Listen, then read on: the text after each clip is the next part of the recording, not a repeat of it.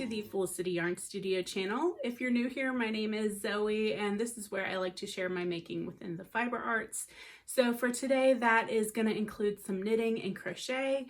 I also spin yarn and I dye yarn. I have an Etsy shop. So if you would like to find links to anything that I talk about today, I'm going to leave them in the description box down below, as well as to the shop if you're interested.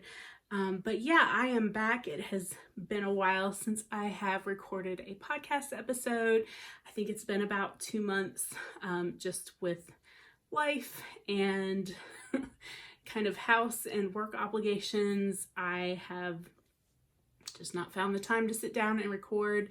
So I have a few things to share with you guys today. I'm not going to share everything so that hopefully I will get into the swing of recording fairly regularly again. I don't know. We'll see. We'll see where the wind takes me. But yeah, let's go ahead and dive right in. If you've been following me on Instagram, you'll know that I've done a couple of test knits since the last time that I recorded. This is one of them. This is one of my first finished objects, and this is the Spring Sorrel. So this is by Wool and Pine, and that's a design collaboration between Abby of Abby Knits and Selena of Dank Fiber. And yeah, they made a spring version of their very popular sorrel design. So they reached out and asked if I wanted to test knit this, as I test knitted the original design. And I really, really love how this turned out. It is different from the original. It is a cropped, obviously 3/4 length design. It's written for a DK weight gauge. There's no neck shaping, so there's no front or back. I kind of love that. I don't have to figure out what's the front and the back of this. It's designed to fall at the smallest part of your waist. The ladies have done an excellent job of making some tutorial videos and kind of walking you through that fit process. I found that really helpful when I was making mine. I'm not going to stand up because I don't have a lot of room here, but I am going to pop some footage on the screen of how I kind of styled this. I've talked about in the past how I'm not a huge cropped garment person, but I'm finding that I am drawn to them more and more, especially styled with the long skirts. I think they look really cute together or over a dress, especially for a springtime look. So yeah, what kind of put me over the edge on deciding to sign up and do this test knit was I really enjoyed the fit of my Jupiter crop that I finished back in February. And so I saw this was kind of a similar silhouette, and I was like, sure, why not? Didn't seem like it was going to take super long to work up. So I knit mine out of a base that I don't normally carry in my shop. It's a 50-50 merino and cotton blend. I wanted something that was going to be lightweight and a little more breathable, since this is a spring garment and I live in the South where we're already hitting days in the 80s. We're still getting some cool nights, but this is kind of the perfect in-between garment. I wore it down to Savannah when I went to go visit my sister Naomi, the yarn curator. It was like the perfect thing for walking around the city in a spring day. But yeah, this is a 50-50 blend. I believe the pattern was written with 100% superwash merino wool. I don't remember exactly if it was superwash or non-superwash, but my understanding is that it is written to have negative ease. So wool is 100% wool is probably going to give you more of that like negative ease effect where it shrinks in. I knit the size 48-inch bust. I have a 50-inch bust, so I was aiming for obviously -2 inches of ease there, and I achieved that perfectly. I just happened to knit at the gauge that they write their patterns at. I've always gotten gauge exactly with the needle size that they recommend. Again, do your swatches, your mileage may vary. But for my size, I used exactly 4 skeins of yarn, of DK weight yarn for this. I did lengthen the body a little bit. I think I have a little bit of a longer torso, but also needing to cover that extra bust area. I always find that I need to knit at least 2 extra inches of the body.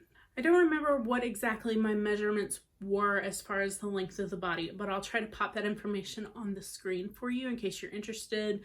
Of course, I have notes on Ravelry for it as well. So anyway, back to the yarn. You can tell I'm out of practice here.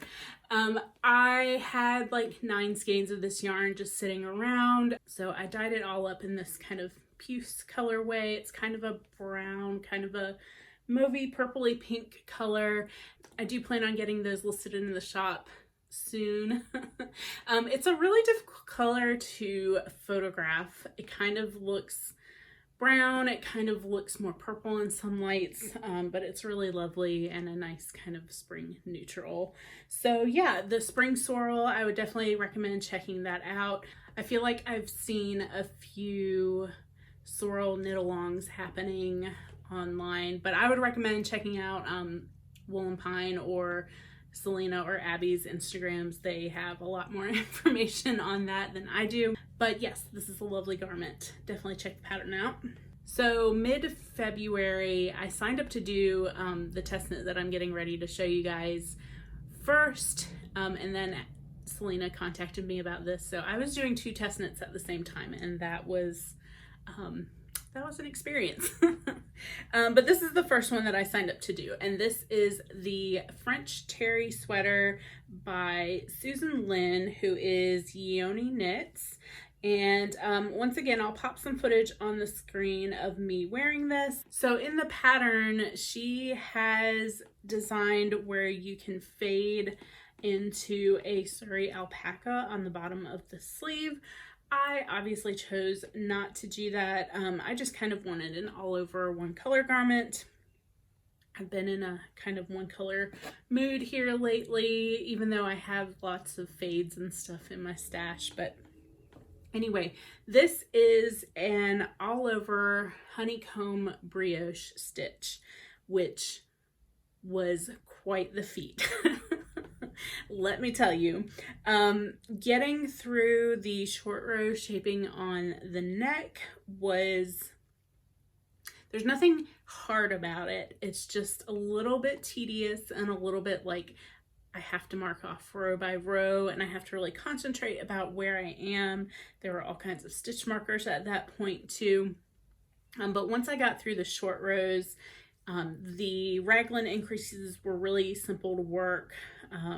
It was really easy to tell which row I was on. I love this super squishy, like almost doubled texture that you get with the brioche. So it's not brioche in the traditional sense that I've done in the past where you have to make like 2 passes at the same row. It's definitely like a knit row and a purl row, but you're knitting below the stitch to get that extra wrap to make the brioche.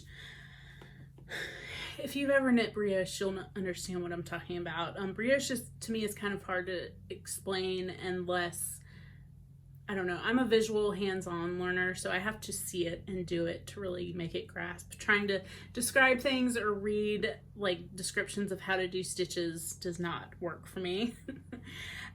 But some other nice details about this pattern is that it has a tubular cast on, and then it recommends tubular bind offs for the cuffs and the hem. So I did go ahead and do those. The body hem does feel a little bit tight. It's better after blocking. It is kind of also supposed to cinch in. So the pattern is supposed to mimic a comfy kind of oversized sweatshirt. Now, when I was doing my swatch, I swatched with the recommended needle size. I believe it was a size 5 needle. I did not get gauge. I was way too big, so I went down to a size 4 needle, and I got close enough to the gauge that I decided to go with that when I was knitting this. I did do my swatch in the round, but I think knitting like an established in the round versus the way that you swatch in the round gave me a slightly tighter gauge. So I think I probably should have used the recommended needle size in the end, because even with blocking, it still has kind of shrunk up back up to its almost original size. It's not quite as small as it was pre-blocking, but I'm also not super aggressive with my blocking, so I think I'm going to try re-soaking this and being a little bit more aggressive with pinning it out and trying to get it to hold that kind of more oversized shape. But yes, trust that this garment is most definitely going to grow when you block it. I'm still really happy with the size and the fit as is. I kind of like that it's a little bit versatile, that if I want to wear it oversized I can, or if I want to kind of let it shrink back up into its natural state I can. The only other kind of big caveat that I will give to this pattern and to the honeycomb brioching is it's quite a challenge to fix some brioche mistakes. There were 2 or 3 times where my stitches slipped off the needle and 1 or 2 of them unraveled, and thankfully none of them dropped more than, like, I think the worst one was like 4 or 5 rows down. But it really took some concentration and some mental like focus to sit there and think about, okay, what was I doing on this row, and trying to remember, am I purling? Is there a wrapped stitch there or slip stitch? It really took some concentration to fix those problems. It is doable. The first few mistakes, yes, I'm going to point out my mistakes. This one back here, I think this one occurred in the middle of the short rows. So I'm not sure if that's where it was really messed up, or if it's just where the short rows look a little messy maybe. Then I think I fixed this stitch here where it's really long. You can kind of see where it's got a different kind of gauge happening. There's a little one up here where I missed picking up the bar there, but overall, you know, it's not really busy, but your eye is not going to catch those tiny little mistakes. And honestly, the places where I did make mistakes and then I had to go back and pick up, they're all on the back of the sweater except for that tiny one on the front.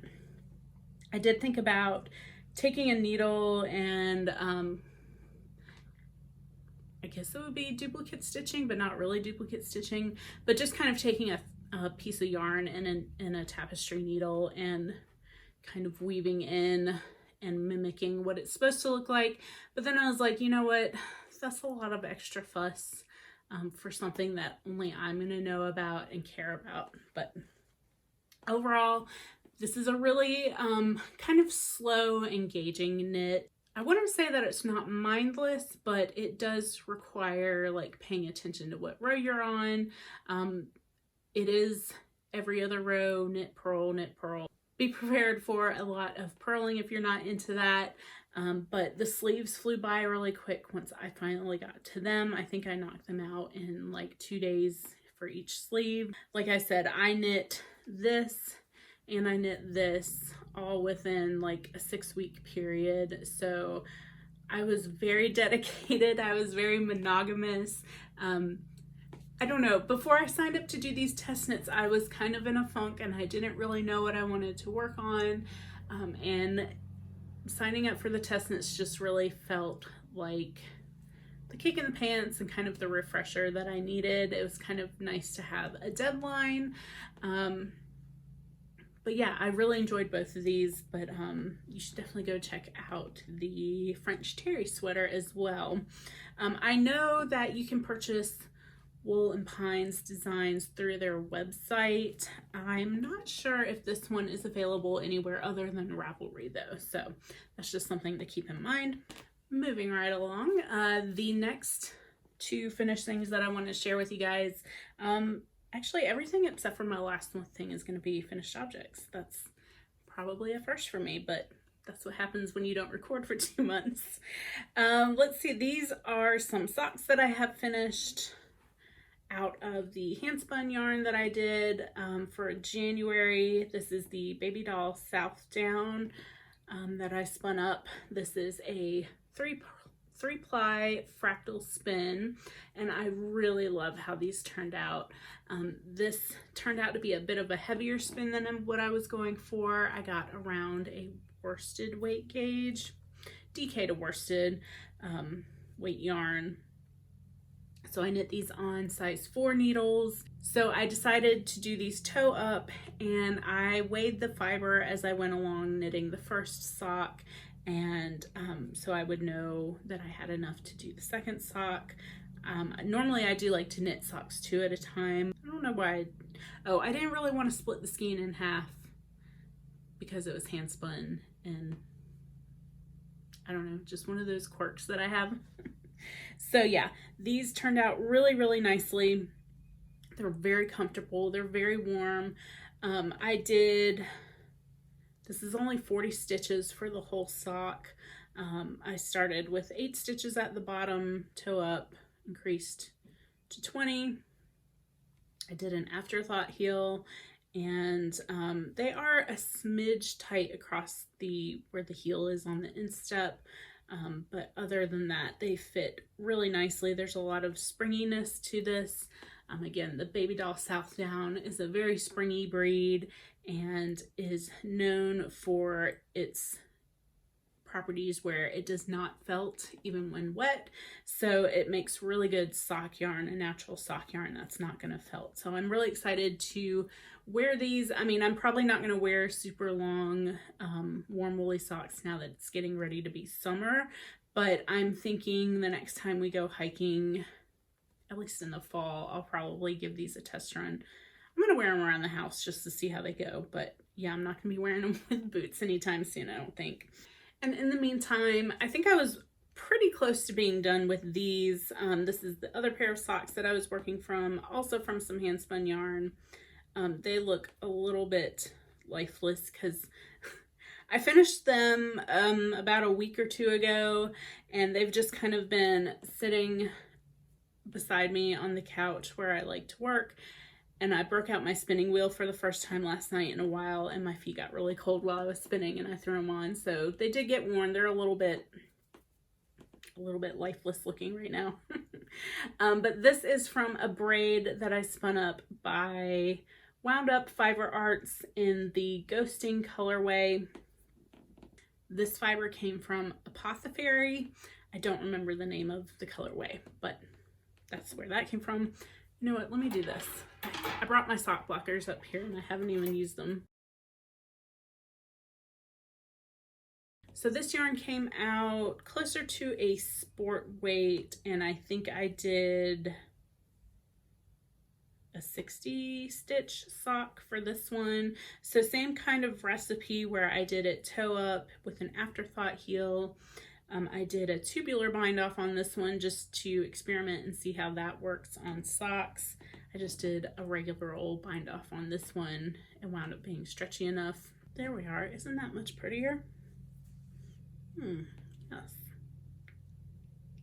So yeah, so I think the last time you guys saw these, I had basically done everything except for the cuff on the second sock and put the heels in. So while Naomi and I were in Savannah with our mom, we did sit down and have afterthought heel class one night. So mom has completed her first pair of knit socks. So yes, she is officially a sock knitter now, and I have 2 more pairs of socks for my box of socks. I'm still working on Naomi to become a full-time sock knitter. Y'all need to work on her with me. So this is what I have left over from those 2 skeins of yarn. It's not a whole lot. I didn't weigh them, but there's got to be less than 10 grams of each of these. And they will go into my next project, which I'm going to show you guys. So the last thing that I wanted to share with you guys that I've been working on lately is the progress on my crochet Northeasterly blanket. And I have finished 4 columns and I've started the 5th. So I'm like about a quarter of the way through the 5th column. I was really kind of feeling this right after finishing both of my test knits. I really just wanted something a little bit mindless and something that I didn't have to overthink. It's turning out really beautiful. So when I finished the 4th column here, I put this on the scale and I weighed it, and I did the math on, you know, like what I'm averaging per row as far as grams go for this thing, because I'm making it basically my wingspan, which is like 60 something inches, 62 to 65 inches. I'm just kind of guesstimating here, which is kind of large, but if I want it to be large enough to put on a bed, potentially, like a double bed that we have in the other room, I'm gonna need something crazy, like almost 3,000 grams of yarn to finish this, which I haven't weighed what I have, but it's a giant tote bag of yarn downstairs.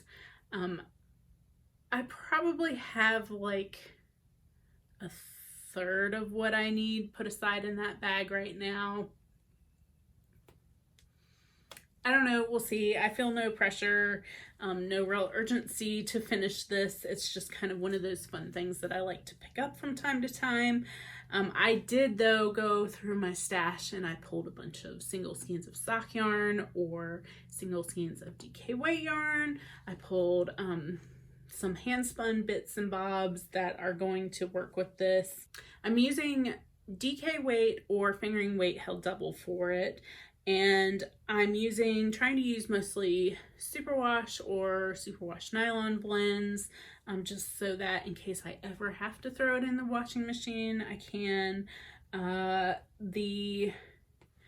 the baby doll South Down won't felt, and it'll be such a small part of the blanket that I'm not worried about it. There is some Handspun from Naomi here. That's what this purple lavender bit is. Yeah, and I think that's like a Polworth silk blend, and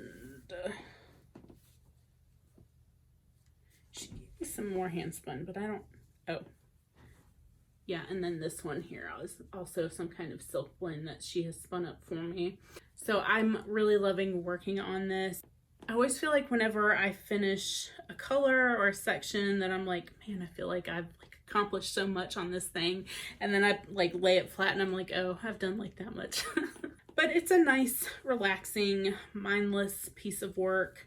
I am crocheting in the ends as I go. So then I just come back when I'm done at the end of the column and snip those ends off. I'll try to take some video of how I do that. One thing I'll say is that on the pattern, when you change colors, it's written that you chain one and then turn your work and then add your new color and start crocheting.